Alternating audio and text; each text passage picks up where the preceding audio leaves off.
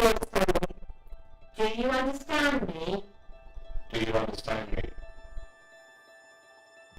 Do you understand me?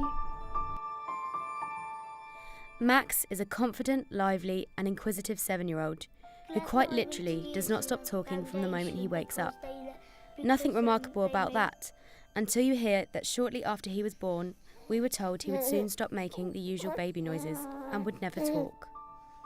Born 5 weeks early and very seriously ill, against all medical expectations, Max had bravely clung on to life.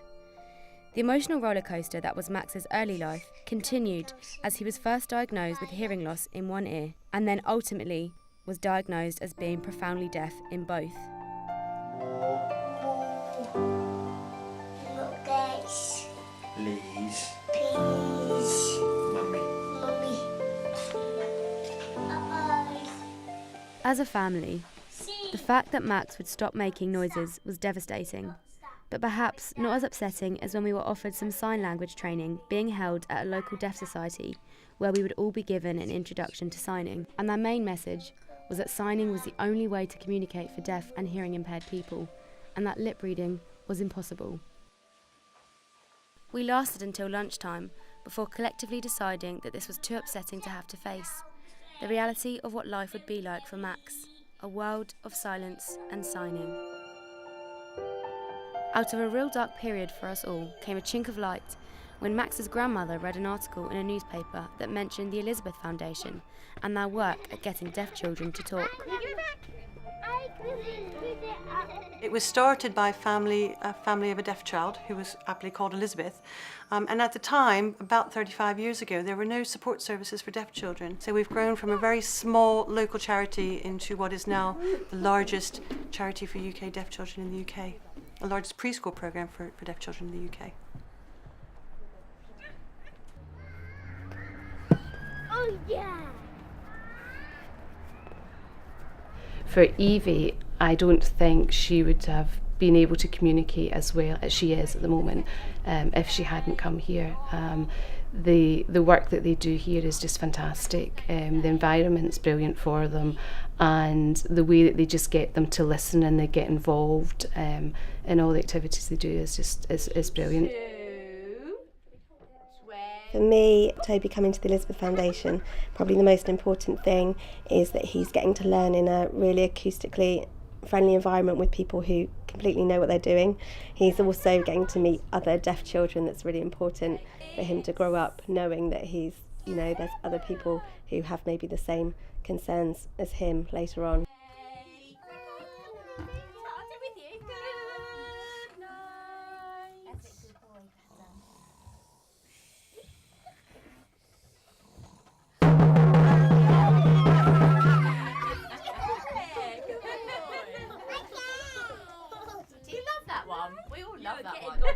If I had to sum up the Elizabeth Foundation and what it means to my family, I would do so by relaying the experience of when I first took Max as a 6-month-old baby to meet the staff at the foundation. Within 2 minutes of meeting and playing with Max, and in a very matter-of-fact way, Pat, one of the staff, told us, "Oh, we'll get him to talk, no problem." The new dawn for Max and all of us was just the beginning. On a day-to-day basis, I have to change the learning techniques that I do to depending which children are actually in the class. Because I have a maximum of 8, these children could range from being moderately deaf up to profoundly deaf, so I have to differentiate my teaching within my lesson. Most of our children who come to Elizabeth Foundation are actually born to hearing parents. So it's very important for these parents, for their children to actually be able to communicate with them as with the rest of society. So that is often the reason why they choose to come to the Elizabeth Foundation. When a child first gets diagnosed with having a hearing loss, it can happen in many different ways. So a child may be diagnosed through newborn hearing screening, the child may become ill, but basically the same process, they'd be diagnosed over audiology, and they may have like 2 or 3 different tests to confirm that they do have a hearing loss. Here we actually use the route of them learning to listen and speak. This is not only important for just the children, but their family, their wider families who are often involved in the whole process of the children coming to the Elizabeth Foundation. So I need to change my number 4? Well, I think it's important for children to understand and not feel alone. So, for example, if a child had a hearing loss, I think it's important that that child does mix or at least see children with other hearing loss. Because then they're going through society knowing that they're not alone, that they're not the only people with a hearing aid, or they're not the only person with a cochlear implant. Just like I think it's important for parents of deaf children to meet other parents of deaf children.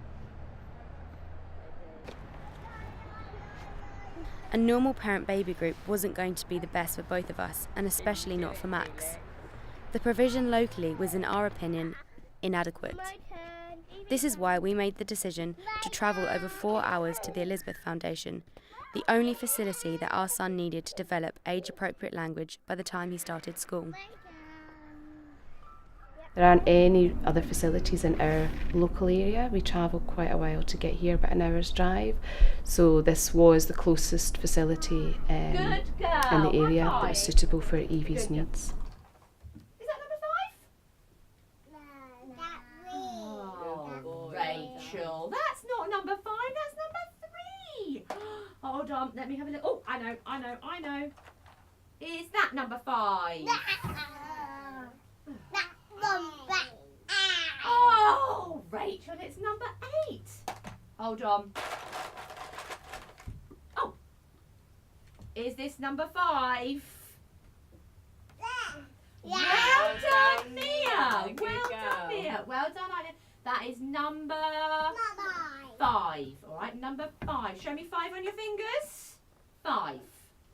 5. Let me see, Felix. I think communication underpins everything that we do, and all of your learning, is based on language and communication. So communication is absolutely critical in whatever way that you feel you're able to communicate. Being able to speak and listen in what is predominantly a hearing world is going to be massively important to Toby when it comes to all throughout his life, and the level of jobs that then are available to him, and the ease in which hopefully he'll be able to do those roles is going to be so much greater, just because, you know, unfortunately people don't really learn sign language so much, and so it's a necessity, I think, for him, for his future. We're going to sing. Hello, hello, hello, hello, hello. I think communication in our society is a need. We need to communicate when we're hungry, need to communicate when we're thirsty, when we're tired. So with that moves on later on in life as well, making friends, getting what you need. My concern with him going to school is that he's been coming here for such a long time and had such great help in such a amazingly brilliant environment, that then going to school, you know, he may have attained a certain level in his speech and language that then is going to be difficult to keep up, because he's no longer going to be getting that help in that environment that's so good for him, and that my concern is that then he could drop back down, you know, although everybody's kind of very enthusiastic now about where he's doing and how well he's doing, that can only be attained really if he's given lots of support like he's been getting. For Evie, it's a really good grounding, a really good base for the next step in her learning. She'll start school in September, so she's definitely ready for that now. She's still obviously a little bit behind with her speech and language, but she's in a far better place having been here than she would have if we had just gone to a normal mainstream preschool or nursery. Water, okay? You're going to have a green. I would hope for him to have a very supportive school and help from the local authority in terms of one-to-one help, and just understanding that, you know, Toby can learn whatever's given into him like any other child in the same way, providing he has the access to be able to hear it, and it's making sure he has that access and that that's not a barrier for him. The Elizabeth Foundation offered us knowledge and support, but also gave us the confidence to challenge local professionals to find the best care we could for our son. Because of this, Max did have age-appropriate language by the time he started school.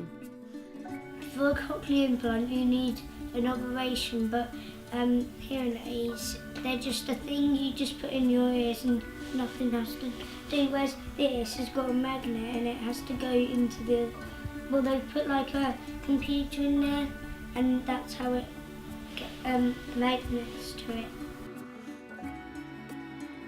Not a day goes by where we don't think of the friends we made at the Elizabeth Foundation. Hi, I'm Max and I'm 7 years old and I'm profoundly deaf. In fact, every time our little boy utters a word, we thank them.